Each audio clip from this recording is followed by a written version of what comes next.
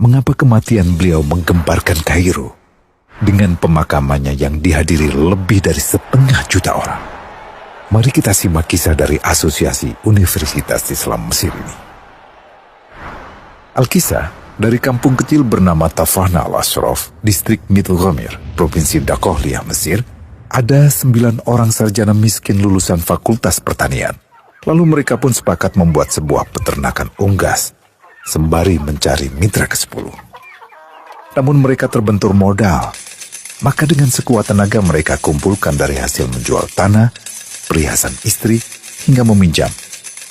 Meski tidak banyak terkumpul, namun mencukupi untuk memulai usahanya. Pertanyaan tersisa, siapa mitra yang ke-10? Insinyur Solah, satu dari mereka, pun berkata, "Aku sudah menemukan mitra yang ke-10. Siapa?" kata teman-temannya. "Allah," lanjutnya. "Allah akan menjadi mitra usaha kita yang ke-10.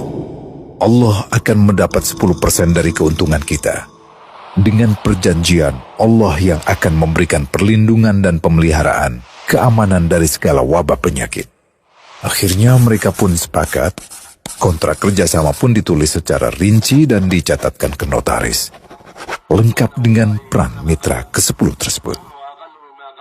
Tak disangka, setelah 1 musim bisnis mereka langsung meroket, jauh dari yang dibayangkan sebelumnya. Lalu mereka pun kembali bersepakat menambah jatah keuntungan mitra ke-10 menjadi 20% di musim kedua, dan begitu seterusnya hingga mencapai 50%. Lalu bagaimana keuntungan mitra ke-10 itu dialokasikan? Dimulai dengan membangun sekolah dasar Islam putra, lalu lanjut putri, kemudian sekolah menengah putra, kemudian putri. Tambah lagi madrasah aliyah putra, lalu putri. Tapi karena keuntungan terus membanjir, akhirnya dibentuklah Baitul Mal. Dan mereka pun mengajukan ke pemerintah untuk membangun universitas di kampung. Awalnya ditolak dengan alasan tiadanya akses bagi para mahasiswa. Tak berapa lama mereka pun mengajukan pembangunan universitas lengkap dengan stasiun kereta beserta jalurnya dengan biaya mandiri. Akhirnya permintaan ini disetujui, dan pertama dalam sejarah Mesir berdirilah sebuah universitas di perkampungan kecil. Semakin berkembang, dibangun pula fakultas kedua, ketiga, keempat hingga asrama putri dengan kapasitas 600 kamar. Lalu asrama putra dengan 1.000 kamar. Tiket kereta api pun digratiskan untuk memudahkan transportasi menuju kampung tersebut. Tak cukup hanya itu, dibangun Baitul Mal berikutnya hingga hilang kemiskinan di daerah tersebut. Dan program ini diduplikasi ke kampung-kampung lain hingga bisa dikatakan tak ada kampung yang disinggahi Insinyur Solah kecuali akan dibangun Baitul Mal untuk warga. Bantuan pun diberikan untuk fakir miskin dan para janda. Pemuda pengangguran pun dilatih untuk mengelola perkebunan sayur hingga mandiri, bahkan sampai bisa mengekspor ke negara tetangga. Pada saat panen raya, seluruh penduduk dikirimi paket sayur.